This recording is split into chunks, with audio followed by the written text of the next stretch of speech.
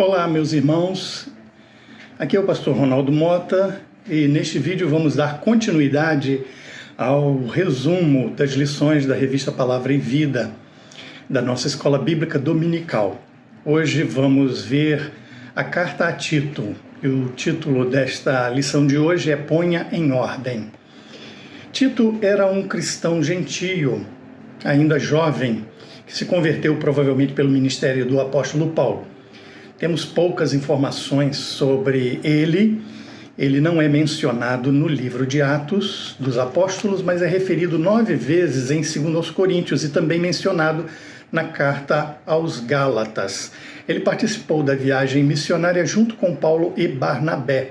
Quando Paulo estava em Éfeso, em sua terceira viagem missionária, ele recebeu informações da igreja de Corinto e foi Tito quem levou a carta corretiva, aquela carta que adverte a igreja ali em Corinto.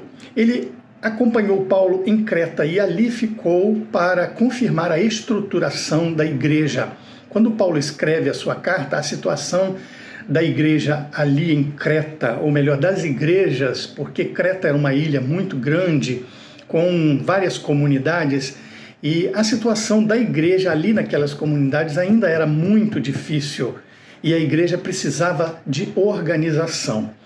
Então nós vamos ver aqui algumas lições preciosas desta carta, escrita com muito amor, de um mentor para o seu discípulo chamado Tito.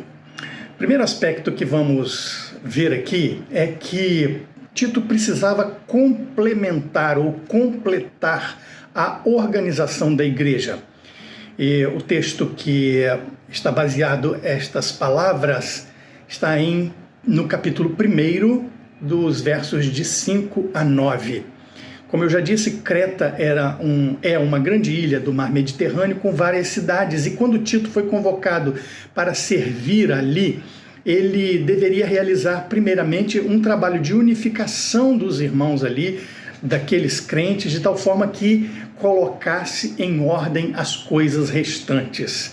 É isso que diz o verso de número 5, referindo-se especificamente à organização das igrejas ali na ilha de Creta.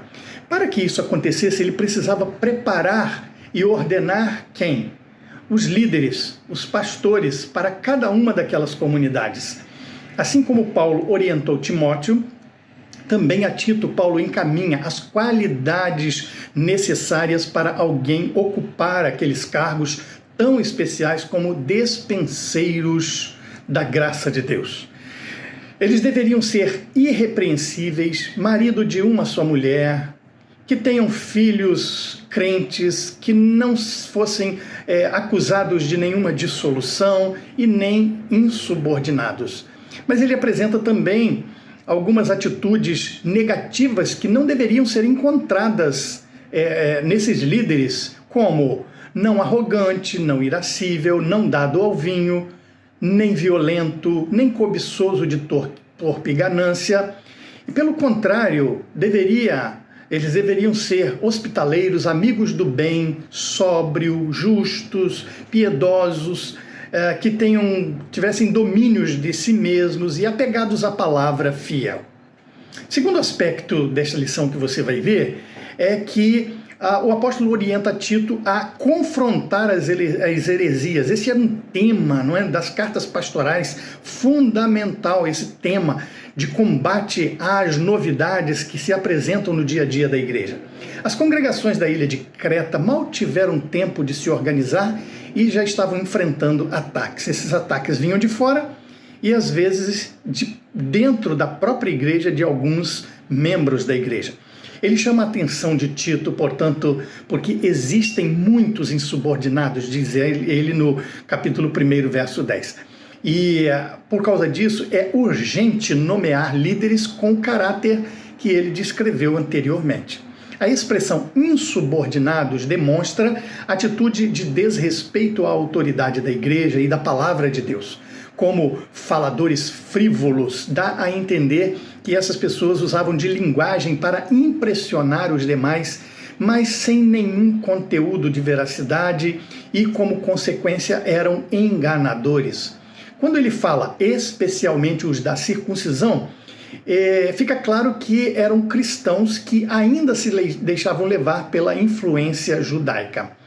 Paulo sabia que não tinha tempo a perder com essas pessoas, por isso orienta a Tito de tal forma que Tito pudesse fazê-los calar, tapar a boca, como colocando uma mordaça e não simplesmente colocando um freio, porque precisava de uma atitude extrema, pois tais heresias transtornavam casas inteiras, diz Paulo, ensinando o que não convinham. O motivo de tal atitude é que eles faziam isso por torpe ganância, a fim de obter lucros sórdidos e não o desejo de servir unicamente a Deus. Quando Paulo então se refere a fábulas judaicas, ele compara as fábulas comuns também àquilo que acontecia lá em Éfeso, quando escreve a Timóteo, os mandamentos de homens que se desviavam da fé e da verdade, referindo-se à observância de normas escritas por homens desviados da verdade. Para Paulo, o que de fato importa é um coração puro, pois todas as coisas são puras para os puros. Está no capítulo 1, versículo de número 15. Portanto, Paulo retoma o tema da heresia lá no capítulo 3 também, a partir do verso 9, e ele instrui a Tito a evitar discussões insensatas, genealogias, contendas, debates sobre a lei, porque são coisas inúteis e vãs. Preocupar-se com assuntos como este só trazia contendas e discórdia. E ele continua dizendo que ao homem herege, depois de uma e outra admoestação, Tito deveria evitá-lo, sabendo que esse tal está pervertido e pecando, estando já em si mesmo condenado. O conselho é para que Tito, portanto, não seja precipitado, mas depois de advertir uma e outra vez, deveria então evitar todas essas pessoas que tinham intenções facciosas e de prosseguir desunindo assim a igreja. Terceiro aspecto que nós vamos estudar é sobre a instrução que o apóstolo Paulo dá a Tito sobre a conduta cristã. Está no capítulo 2, a partir do versículo 1 até o capítulo 3, verso 8. O pastor deveria considerar a faixa etária e o sexo das pessoas que liderava, pois cada um tem necessidades diferentes, para cada grupo deveria se observar, então, um alto padrão de conduta. O que está em jogo aqui nas orientações de Paulo a Tito é a boa reputação da igreja e o crescimento do evangelho num ambiente imoral como naqueles dias. O que dizemos hoje também? A igreja está inserida neste mundo mau. O que nós precisamos é que a palavra de Deus ela encontre a resposta em cada pessoa que faz parte da nossa comunidade. Seja homem, mulher, de idade avançada ou criança, todas as faixas etárias da igreja e todas as pessoas, sejam patrões, sejam empregados, precisam de alguma forma serem acolhidos e precisam entender a mensagem do evangelho para que a igreja assim possa crescer e ter uma boa reputação. Portanto, ele vai orientar a Tito a tratar com os homens idosos. Capítulo 2, verso 2. Quanto aos homens idosos, que sejam temperantes, respeitáveis, sensatos, sadios na fé, no amor e na constância. As mulheres idosas, o que Paulo orienta? Quanto às mulheres idosas, semelhantemente, devem ser sérias em seu proceder, como convém às santas, as mulheres santas, não caluniadoras, não dadas a muito vinho, mestras do bem, para que ensinem as mulheres novas. Provavelmente Paulo está aqui fazendo uma advertência, porque era muito comum ali na ilha, situações onde as mulheres eram caluniosas e muitas vezes embriaguez se encontrava na vida de muitas delas. Portanto, as mulheres da igreja deveriam ser santas. Quanto às mulheres casadas, que Paulo diz a Timóteo, deveriam ser orientadas a serem prudentes, a amarem seus maridos e a seus filhos, serem moderadas, castas, boas donas de casas, e sujeitas a seus maridos. Quanto aos jovens, ele diz: exorta semelhantemente os jovens para que sejam moderados. Mas também ele fala aos servos. Paulo ressalta que os escravos, aqueles que serviam, também tinham uma grande responsabilidade espiritual. Quanto aos servos, que sejam em tudo obedientes aos seus próprios senhores, dando-lhes motivo de satisfação.